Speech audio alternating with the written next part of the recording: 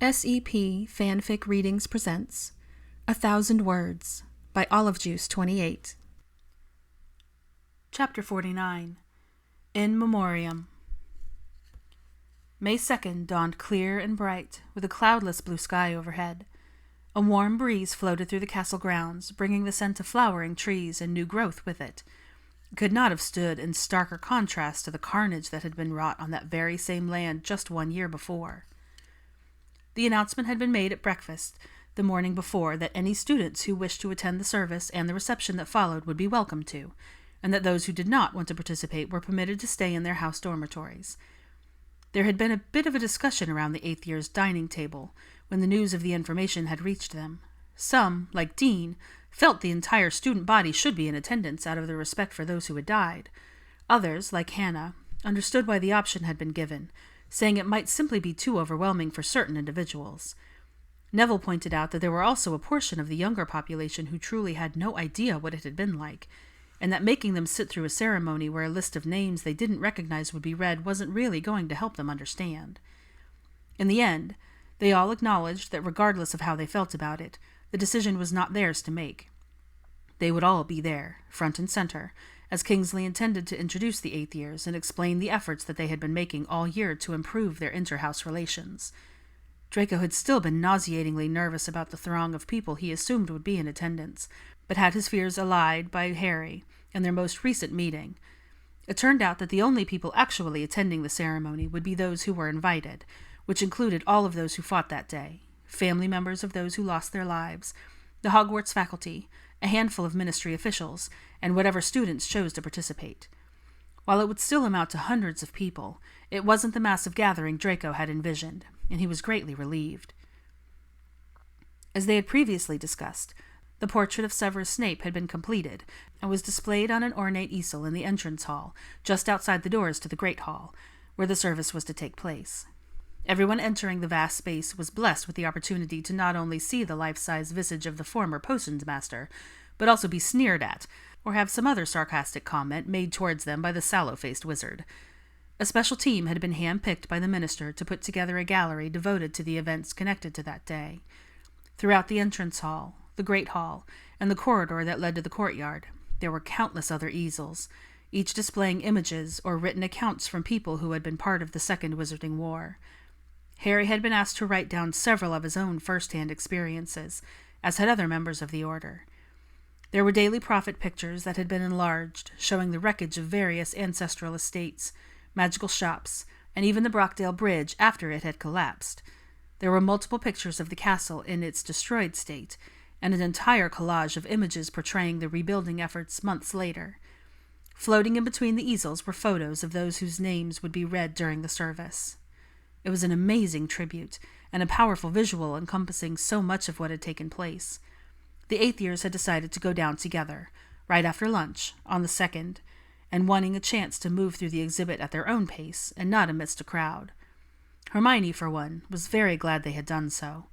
She'd only made it halfway around the entrance hall before she could no longer see the words on display before her. She had been reading a paragraph, written by Mr. Creevey, about how even though he had lost his son, he knew Colin had not died in vain, and that he would be so very happy to know all the good that had come about in the wake of such tragedy. The younger boy's smiling face was hanging next to his father's heartfelt words, and Hermione was overcome once again by the sheer volume of loss that they had all experienced. Almost at once, a strong arm was around her shoulder, and she turned her face into the soft material of a jumper whose scent she recognized so well. They stood there for a few seconds, until she had calmed her breathing and was able to speak, though she didn't have to. Draco wiped her cheeks gently with his thumbs, his own eyes red-rimmed and watery, and simply nodded at her. A gesture she returned. She intertwined her fingers with his, and they continued their way around the vast foyer, eventually reaching the doors to the Great Hall, where they stopped to greet their late teacher. "Hello, Professor." Draco gave a lopsided smirk to the man who had cut him more slack than he deserved, and had saved his neck more times than he could count. Snape, in typical fashion, glared down his hook nose at the pair of students before him, his eyes gliding down until it rested on their clasped hands. Immediately his gaze flew back up to their faces, and flitted between chocolate brown and pewter gray eyes faster than a Cornish pixie up to mischief. He arched one supercilious brow, fixing his stare more pointedly on Draco, and said nothing. Draco couldn't help the grin that spread across his face. Hermione and I we're together now. He swung their hands between them just a tad as if to emphasize his point, and Hermione had to stifle a giggle at the blatant irritation written on Snape's face. Yes, came the low, drawling voice. I assumed as much. Either that, or you've managed to land on the wrong side of a permanent sticking charm. He sighed in his bored manner and looked off to the side as if they weren't of any interest to him. Draco snorted. It's good to see you, Professor, Hermione said quietly as Draco tugged her hand, indicating they should continue their journey. As they stepped away, they heard the sneering tone once more. Do try to keep one another out of trouble, They both looked back, Hermione beaming but Draco rolling his eyes. Now where's the fun in that? Snape huffed in indignation, but the young couple were positive they saw the corner of his mouth twitch up before he was able to turn away and hide it. They made their way slowly around the great hall, stopping at each display, reading every word. Hermione welled up again at the pictures of Lupin and Tonks that flanked an easel showcasing a photograph of Ted and another of Teddy, and a few paragraphs from Andromeda about her family's loss and her hopes for her grandson's future. Along the opposite side of the large room, Fred's picture hung next to an easel bearing images of the destroyed shops in Diagon Alley, as well as a recent picture of the joke shop and an announcement from George that a special account had been opened in which 10% of every purchase from every customer would go towards scholarships for future Hogwarts students from that day on. There was so much to see and take in that by the time they reached the last few easels by the courtyard, guests were assembling in the great hall. The 8th years had been instructed to gather in a chamber off to the side, and as they filed into the small room, they were greeted not just by the headmistress McGonagall, but by all of their first years as well. Your young friends have asked to not only attend today's service, but also to sit with their mentors, if that is all right with you, she asked the older students. They all nodded and murmured their agreement as they gathered their charges around them. It was obvious that the 8th years were all in various states of emotional upheaval, and the first years acknowledged this with somber eyes, gentle hugs, and hands squeezed by their sides. After several minutes, it was time for them to file into their seats in the front few rows, which they did in uncharacteristic silence. The hall was packed. The tables had been all removed, and chairs lined up in rows with an aisle down the center each filled the room. Draco caught a glimpse of his mother sitting with his aunt, along with Harry, Ginny, and Ron. The rest of the Weasley family sat in the row behind them. He also saw the Creeveys with Dennis across the aisle, although Andrew was in between Neville and himself. The Hogwarts faculty and staff filed into seats on the raised platforms, facing the guests. Amidst their numbers were several members of the Wizengamot and all of the highest-ranking ministry officials. Once they were seated, Kingsley made his way to the podium where he welcomed everyone and thanked them for coming. He spoke briefly about the years leading up to the war, the events that took place, and the final battle itself. He talked about Voldemort's vengeful and misguided ideas, and Harry's selfless bravery. Draco didn't have to see his friend to know his cheeks were bright red and his green eyes glistening as he battled inwardly with his embarrassment over the attention and his grief over all that had been lost. Kingsley talked about the loss, too. He gave examples of other heroic acts, other displays of courage that cost witches and wizards their lives. He asked everyone to stand as the names of the fallen were read aloud, a chime ringing out after each one. As his deep baritone voice made its way through the list, quiet sobs and sniffles were heard throughout the hall. When Colin's name was read, Draco wrapped an arm around Andrew's shoulder and felt the boy lean into his left side, trembling slightly. Glancing sideways, he could see Hermione holding Alison's hand on one side and Darla's on the other, as tears coursed silently down their cheeks.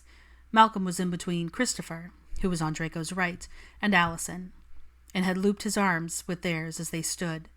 Gestures similar to those were seen all along the rows of the peer mentoring group took up, and that, more than anything else, caused his eyes to sting and his throat to close up. After the last name was read and the final bell tolled, Kingsley instructed them to be seated.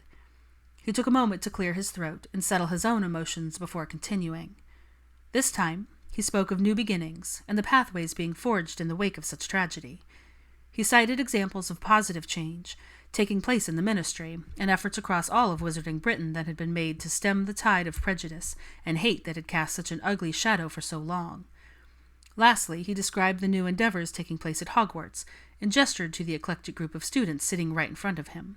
He addressed them directly, making sure his dark eyes landed on each of them individually as he told them how proud he was of the example they had set, and the living proof they provided that unity was possible.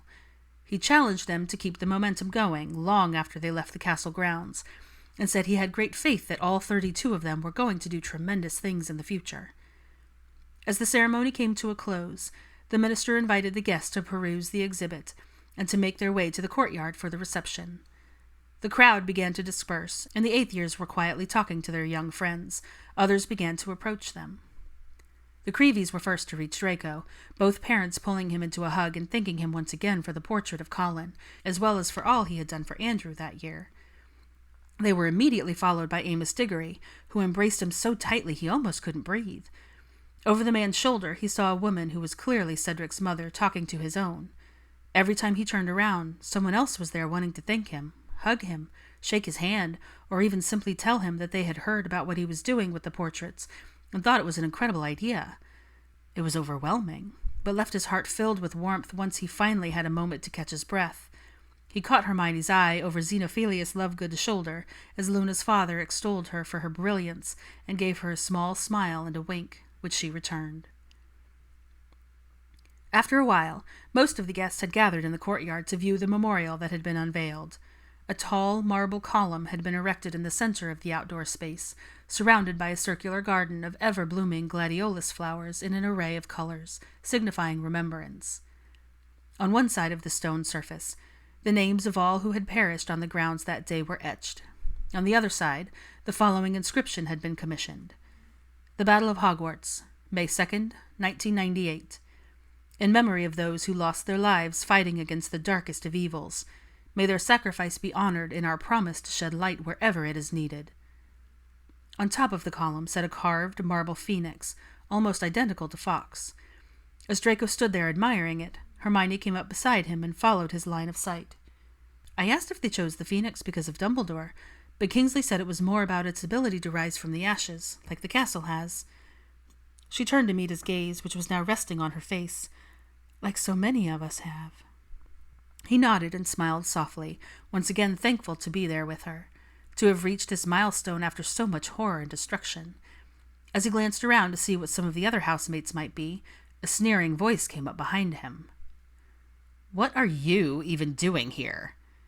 Draco turned to see a sandy-haired wizard he recalled from earlier school years, but couldn't remember his name. There was no mistaking the disgust in his eyes, however, and Draco knew exactly where this interaction was going. In an attempt to head off a full-blown confrontation, he simply turned around, planning to walk away, but found Hermione glaring past him at the unwelcome intruder. "Problem, Smith?" she asked, her voice frigid, her eyes shooting daggers. Zacharias Smith glared at her and looked between the two of them for a second before drawing his own conclusion. "You're wasting your time with this." He jutted his chin at Draco, disbelief and contempt clearly written on his face. "Surely you could do better." Hermione's fist clenched at her sides, and Draco could tell she was ready to explode. He gently placed a hand on her arm and whispered, "Let's just go." Apparently his lack of interest in engaging Smith only served to further infuriate the other wizard. "What's the matter, Malfoy? Gone soft after your stint in Azkaban? Too scared to stand up for yourself?" Draco's spine stiffened, and he turned to face the other bloke, his own look of loathing firmly in place now. But before he could utter a syllable, Hermione launched into a tirade. "You have no right," she began, her cheeks flaming, her magic cackling around her. "You have no idea what Draco has endured, or what he has done since the war ended, or—" But Zacharias cut her off. "What he's done?" he scoffed. "Like anything he says or does or touches is worth anything." He leered at her mockingly. "I guess that includes you now, too, doesn't it?" Draco was about to haul off and punch the smarmy git in the face, but before he could pull his fist back, Dean, who'd been walking by, grabbed Zacharias and spun him around violently. "What did you just say?" Their usually good-natured housemate was clearly incensed, but as he glowered at Zacharias, Theo, Luna, Harry, and Ginny all appeared at their side, clearly drawn over by the commotion. "What's going on?" Harry asked. Smith seems to have a problem. Dean took a step closer to the red-faced former schoolmate, whose eyes were darting around, taking stock of the group that had gathered. Now Seamus, Hannah, and Neville were among their number as well, and Ron, Katie, George, and Angelina were making their way over, concerned looks on their faces. "You've got to be kidding," Zacharias spat out. "You're defending him? A Death Eater?" "Draco isn't a Death Eater," Theo countered. "He was," argued Zacharias. "Just because the Wizengamot let him off doesn't mean the slate's wiped clean. You think he's any different? He doesn't belong here." "I know he's different," Harry stepped up. "And if you're not willing to give people a second chance, then you're the one who doesn't belong here." Smith's eyes narrowed and he glared hatefully at each of them in turn, his scowl coming to rest on Draco last. "I don't care what you do. You'll never be more than that mark on your arm." He ground out between clenched teeth before he shouldered his way through the circle that had enclosed around them. Draco's head was spinning and he needed to get away before he did or said something he couldn't take back. The sympathetic looks that he was getting from his friends was making him sick with shame, and he felt like he was suffocating. Without a word, he pulled his hand from Hermione's, not even knowing when she'd taken it, and stormed back into the castle. "What started all that?" Harry turned to Hermione, who was still trembling, her eyes now filled with tears as she recounted the first few moments of the altercation. When the story reached the point where Dean had intervened, she removed herself from the group to find her boyfriend. Somehow she knew he wouldn't go back to the room, and though she considered the Quidditch pitch as a viable option, she chose to follow her gut, which led her up to the astronomy tower. She found him pacing back and forth like a caged animal, his hands clenched in his fists by his side. The air around him was crackling with anger. His cheeks were crimson, his eyes flashing, and he was muttering to himself as he stalked back and forth. "Draco?" She approached him cautiously, not wanting to startle him or cause him to lash out. "I'm so sorry. Smith is an arse, always has been." She stopped several feet away and held out a hand in his general direction, as if trying to extend some comfort. "It doesn't matter. How much?" He was breathless with fury, and she could only pick out random words as he spit them out through clenched jaws. "He's wrong, Draco. He doesn't deserve another moment of your consideration." She tried to placate him. "Nothing will ever change. Trying to prove—" He continued to rant. "Don't worry about what he thinks, or anyone like him. What matters is the people who know you and care about you." "Not enough. It won't amount to anything." "You can't expect everyone to understand that you've changed." She was confused and a little frustrated at how fixed he seemed to be on Smith's animosity. She tried to reason with him again. "Try to focus on all of the things you've done and accomplished this year, all of the friendships you've made." "All this time. It doesn't change." He was raking his fingers through his hair now with tight, jerky motions. "Your friends love you. Your family loves you. I love you." But she stopped short when he threw his hands up in the air and roared at the sky above. "It will never be enough!" He punched the stone rampart and she jumped in shock. His back was to her, his head bowed and shoulders slumped as if all the fight had suddenly left him. "I'm sorry," she whispered as she took in the troubled man in front of him. "I wish it was enough." She choked out a sob. "I wish I could be enough." With tears streaming down her face, she turned and fled.